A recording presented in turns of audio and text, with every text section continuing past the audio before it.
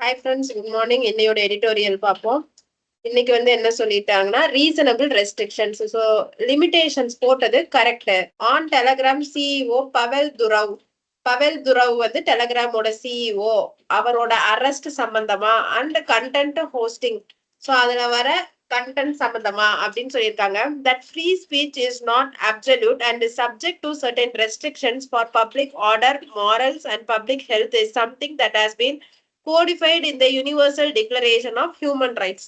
So world முழுதும் ஒரு human rights rules வச்சிருக்காங்க, மனித உரிமைக்கான சட்டங்கள் வச்சிருக்காங்க. ஸோ அந்த சட்டங்கள் படி என்ன சொல்லியிருக்காங்கன்னா, நீங்க பேசுறதுக்கோ உங்களோட ஒப்பீனியனோ வெளில சொல்றதுக்கோ உங்களுக்கு ஃப்ரீடம் ஆஃப் ஸ்பீச் இருக்கு. பட் அந்த ஃப்ரீடம் ஆஃப் ஸ்பீச் பெர்மனன்ட் கிடையாது, இல்ல லிமிட்லெஸ் கிடையாது. அப்சல்யூட் அப்படின்னா லிமிட்லெஸ்ஸோ இல்ல பெர்மனன்ட்டோ கிடையாது. அதுக்கு ஒரு சில ரெஸ்ட்ரிக்ஷன்ஸ் இருக்கு. இட் இஸ் சப்ஜெக்ட் டுனா ரெஸ்ட்ரிக்ஷன்ஸ் கீழே அதை கொண்டு வரோம்.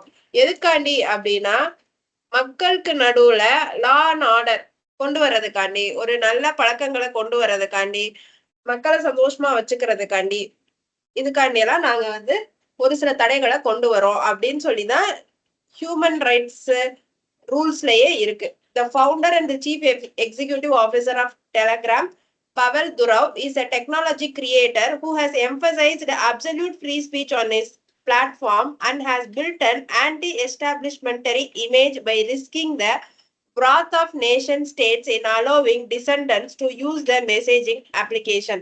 So, CEO and founder of Telegram, பேர் பவல் துரவ். அவர் ஒரு டெக்னாலஜி கிரியேட்டர். ஸோ ஒரு புது டெக்னாலஜியை உருவாக்குறவரு. ஹூ எம்பசைஸ்னா வலியுறுத்துறது. who emphasized absolute freedom speech. So Telegram மூலமா என்ன வேணாலும் ஷேர் பண்ணிக்கலாம் அப்படின்னு சொல்லி கொண்டு வந்தாங்க. So built an anti-establishmentarian image அப்படின்னா எந்த சட்ட திட்டங்களுக்கும் அவரை அடிபடியாதவர் மாதிரி, நாட் அபைடிங் பை ரூல்ஸ், ஒரு இமேஜை கிரியேட் பண்ணாரு. by risking the wrath of nation states. So எல்லா நாட்டோட கோபத்துக்கும் ஆளாகி, wrathனா ஆங்கர், ஆளானாரு. இன் அலோவிங், எதுக்காண்டி எல்லாரும் கோவப்பட்டாங்கன்னா, அந்த நாட்டுக்கு எதிராக உள்ளவங்களுக்கு இந்த டெலகிராம் ஆப்பை யூஸ் பண்றதுக்கு அலோ பண்ணதுக்காண்டி ஒவ்வொரு நாட்டிலையும் இவர் மேல ஒரு கோபம் இருக்கு.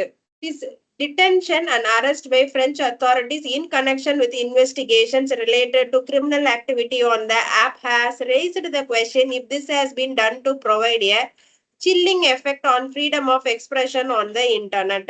ஸோ இப்போ பிரெஞ்சு அத்தாரிட்டிஸ், பிரெஞ்சு நாட்டு இவர் அரெஸ்ட் பண்ணியிருக்காங்க. அரெஸ்ட் பண்ணி அந்த ஆப்ல நிறைய கிரிமினல் ஆக்டிவிட்டிஸ் நடக்கிறதுக்கு இந்த ஆப் உதவியா இருந்திருக்கு அப்படின்னு சொல்லியிருக்காங்க.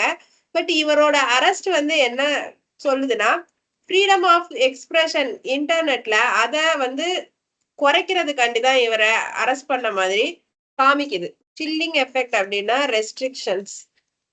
ஸோ இனிமேல் இன்டர்நெட்டாவே இருந்தாலும் அவங்க மித்தவங்கள பாதிக்கிற மாதிரி எந்த நியூஸும் போடக்கூடாது அப்படின்னு தான். But answer is more complicated. ஆனா கரெக்டான ஆன்சர் இன்னும் ரொம்ப சிக்கலானது. His laissez-faire approach to content on the app has mean that it is forced also to extremist, drug dealers, scammers, and according to France, child pornography as well. Mr. Durov has said privacy is more important than our fear of bad things happening, and that to be truly free, you should be ready to risk everything for freedom. But can it be done to override the responsibility to prevent consequences which could endanger people's safety and freedom? This is a key question to ask about messaging apps and free speech absolutes such as Mr. Durov. So Durov என்ன சொல்றாருன்னா, அவரு யாரோட கண்ட்ரோல, laissez faire அப்ரோச்னா uncontrollable.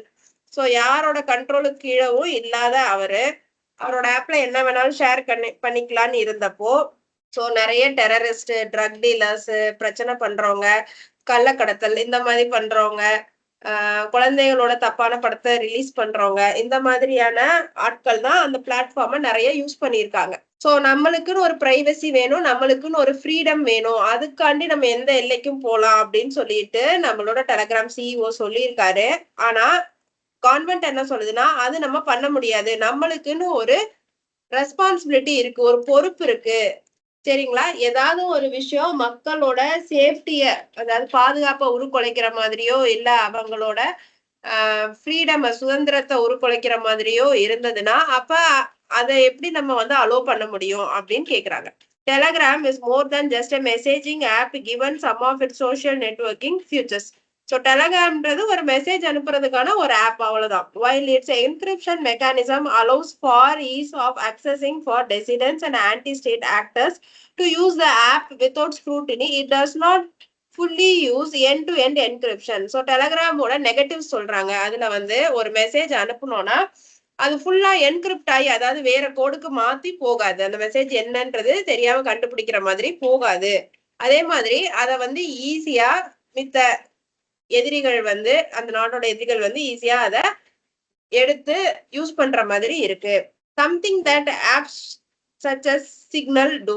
So Signal மாதிரியான ஒரு ஆப்பும் இதே தான் பண்றாங்க. This means that some messages related to criminal activity, disinformation and child porn had been read by Telegram.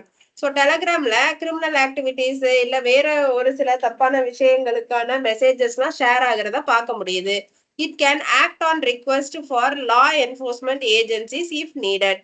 So law enforcement agencies, அதாவது நம்ம போலீஸா இருக்கலாம், இல்ல வேற ஏதாவது இன்டர்நேஷனல் ஆர்கனைசேஷனா இருக்கலாம், மக்கள் நல்லதுக்காண்டி இதை பரப்பாதீங்க அப்படின்னு சொன்னா அதை இவங்க கேட்கணும். Telegram, in response to Mr. Duru's arrest, had said that its moderation is within industry standards. So அதோட ரூல்ஸ் எல்லாமே ஒரு மெசேஜிங் ஆப்புக்கு என்னென்ன ரூல்ஸ் இருக்கோ அதை அப்படியே ஃபாலோ பண்றோம் நாங்க அப்படின்னு சொல்றாங்க. That may well be the case, but if in investigations by France, the platform is seen to have willfully refused to act upon requests to curb hate speech, disformation and contents related to criminal activity. ஆனா ரியாலிட்டியில France investigate பண்ண வரைக்கும் என்ன கிடைச்சிருக்குன்னா, இவங்க நிறைய என்ன சொல்றது, hate speech, தேவையில்லாத speeches எல்லாம் ஸ்டாப் பண்ணல, தப்பான இன்ஃபர்மேஷன்களை ஸ்டாப் பண்ணல, தப்பான கண்டென்ட்ஸை இதுல ஸ்டாப் பண்ணல அப்படின்னு சொல்லியிருக்காங்க. மிஸ்டர் துரு cannot should not escape the long arm of the law. So நம்ம லால இருந்து அவர் நிறைய நாள் எஸ்கேப் ஆக முடியாது. In India, playful effects of misinformation on platforms such as WhatsApp were visible some years ago before the application came up with certain restrictions. So இந்தியால என்னாச்சுன்னா, வாட்ஸ்அப்ல நிறைய பிளேட்ஃபுல் அப்படின்னா பிரச்சனைக்குரிய, வாட்ஸ்அப்ல இந்தியால நிறைய பிரச்சனைக்குரிய விஷயங்கள் வந்து முந்தி பரவிக்கிட்டு இருந்துச்சு. அதுக்கப்புறம் அந்த ஆப் வந்து ஒரு சில ரெஸ்ட்ரிக்ஷன்ஸோட வந்துருச்சு. These helped damp down the spread of information. So damp டவுன்னா தப்பான இன்ஃபர்மேஷன் பரவுறத குறைக்க முடிஞ்சுச்சு. For Telegram to remain as free speech advocate and a platform, it must eschew absolutism and become more responsible in moderating content.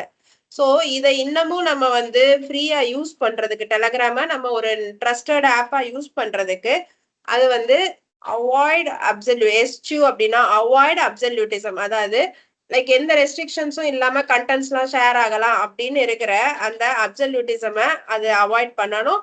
அதே மாதிரி இன்னும் கண்டென்ட்ஸை select பண்ணி பரவ விடுறதுல இன்னும் அவங்க பொறுப்போட இருக்கணும் அப்படின்னு சொல்லியிருக்காங்க. ஓகே ஃப்ரெண்ட்ஸ், இன்னையோட எடிட்டோரியல் முடிஞ்சு. Thank you friends.